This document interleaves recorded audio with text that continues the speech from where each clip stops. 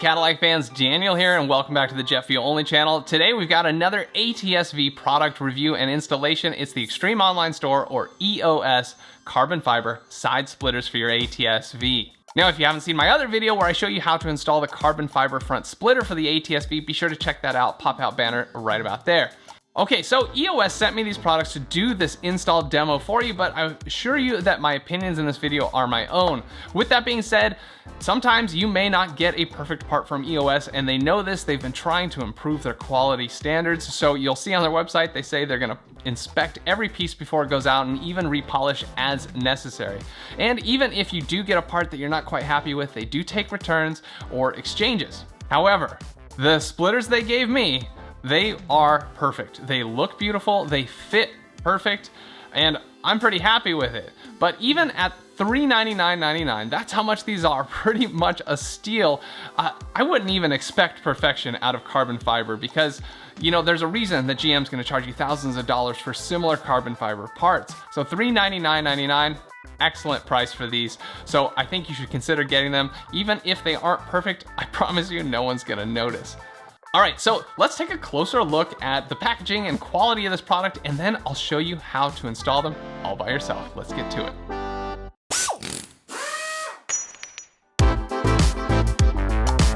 The splitters come very well packed in this rather beefy box.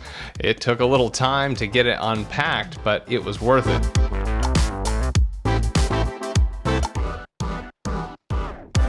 Inside you'll find they are wrapped in foam, and it was marked grade B, so that had me a little worried at first, but once I got them out, boy, they looked good.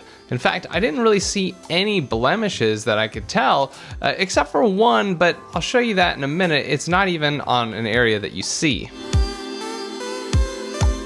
Looking at them, they're fairly smooth when it comes to the resin, which is one of the things that can go wrong with carbon fiber parts. And if you look closely, the weave looks really good as well.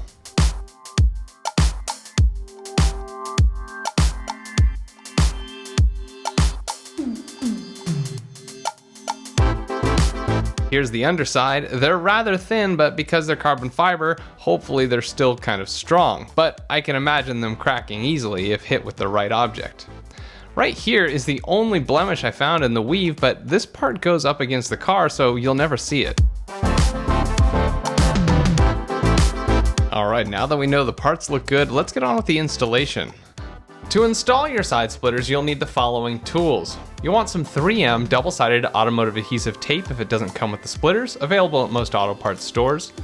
A T15 Torx bit to remove the tire deflector if needed. A Phillips head screwdriver to install the screws that come with the splitters, and a 5/64 or even a 3/32 drill bit. If you don't want to install the screws by hand, I suggest the DeWalt XR impact driver, and of course the DeWalt XR drill to drill the holes. You'll also want a microfiber towel and some 70% IPA or isopropyl alcohol or equivalent cleaner. Lastly, you'll want a jack and jack stands to make the install easier.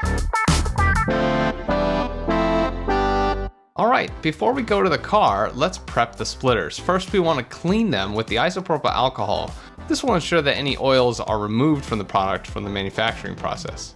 Then we're going to apply the 3M double-sided adhesive tape to the edge of the splitter. It goes along the part that attaches to the car, and you can apply it no more than a 1/4 inch below the ridge line of the splitters. I think the 3M tape is important because it keeps rocks from getting caught between the splitters and your body panels, and just sort of closes the seam between the two parts.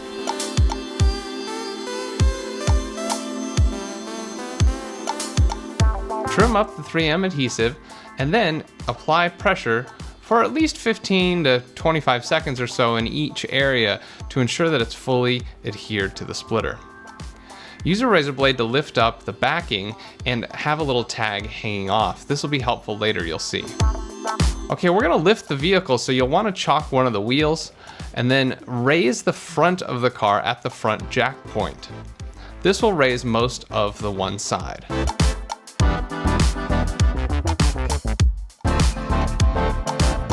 Use a jack stand to support the rear of the car for safety, and then have a couple other jack stands or equivalent sized objects to help support the splitters while you work. But before you bring the splitters over, clean up the rocker panel. You want to wipe it totally clean until there's no dirt coming off. Now you can grab your splitter and set it up next to the car. Take a look, fit it on there dry and see how it looks. See, if you need to adjust it forward or aft at all. In the back, you'll notice that it's a pretty tight fit with that tire deflector. I think it's okay, but just to be sure, I decided to remove the tire deflector while I did the install. We'll put it back on later. It's just held on with a few T15 Torx screws. Once that's off and you're confident about the fitment of the splitter, you can try to apply parts of it, at least gently, to the body panels. Optimally, you don't want to have to pull it away again. It could mess up how the tape looks. So I'm just going to press gently at the front and then go to the back, make sure everything looks good. The front looks good, so I'm going to give it a little extra pressure and then pull the backing away. Unfortunately, the backing broke right here, so now I have nothing to grip. So I do suggest doing this on both ends and maybe even starting a tag somewhere in the middle, because it's a little harder to get it off when it's close to the body panel here.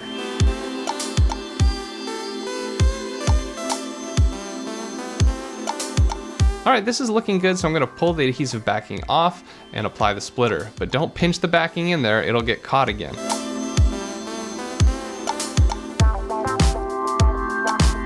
Once you feel confident that it's good, go ahead and apply pressure. This will pay off in the long run. 3M tape needs good pressure for at least 15 to 30 seconds. This is really important for the longevity of how the splitter sticks to the body panel. So take your time and press each section for a while.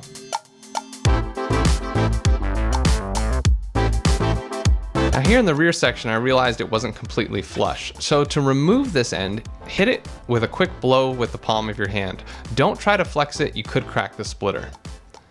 This was not too bad, so then I got it on there flush and applied pressure so it could stay. Now, although the tape will hold it pretty well, we should install the screws that came with the splitters. So first we're going to drill small holes. You only need to drill through the splitter, leaving the rocker panel underneath as a place for the screw to bite into. But you don't want to just put the screws through the carbon fiber, as it may crack. I'm going to start with a screw at the very end and then work my way down and put about 8 or 9 screws along the way. It doesn't really matter where you put them. There is a chance that there's a couple spots where the screws might not go in, but the odds are that you're going to go right through some rocker panel plastic and it's going to be secured pretty well. Now, I put these all under the bottom flat section. In reality, you could add some more for extra support on the angled section, like here and here, but I chose not to do that because honestly, it's a little too close to being visible if I ever remove the splitters, and I've installed a lot of splitters and they've always held up well with just tape and screws along the bottom portion. If you're happy with that, go ahead and reinstall the tire deflector. If the tire deflector and the splitters interfere with each other, you may want to do a little trimming on the tire deflector. Now that you're almost done, remove the jack stands, lower the car to the ground. But be careful, your car is just a little bit lower now with those side splitters. You want to make sure that the car doesn't come down and squash on top of the jack. And that's it, folks. Just repeat for the other side and you can admire the fine work you just did.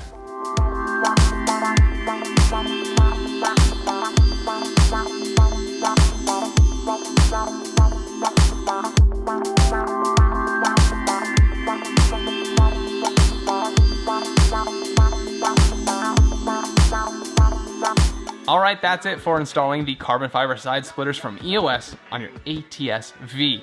Now I gotta warn you, these things stick out a little farther from the bottom of your door area, so you need to learn to step out and in differently, otherwise you're gonna step on them, you could damage them, scuff them up, and you're gonna need to tell your friends the same every time they get in the car because you're gonna learn, but they're gonna forget. Believe me, I know, I've been running splitters like this on my car for a couple years now. All right, if you like this video, please show me by hitting the like button, subscribe, and consider hitting the bell. You never know when I'm gonna have more ATS-V products on the channel. Plus, got other great fun car stuff, and of course, the latest edition, my 2021 Porsche Cayman GT4. Sorry, I'm so excited. I can't wait to be making more videos on that. Thank you so much for watching the JetFuelOnly channel. I'll see you next time.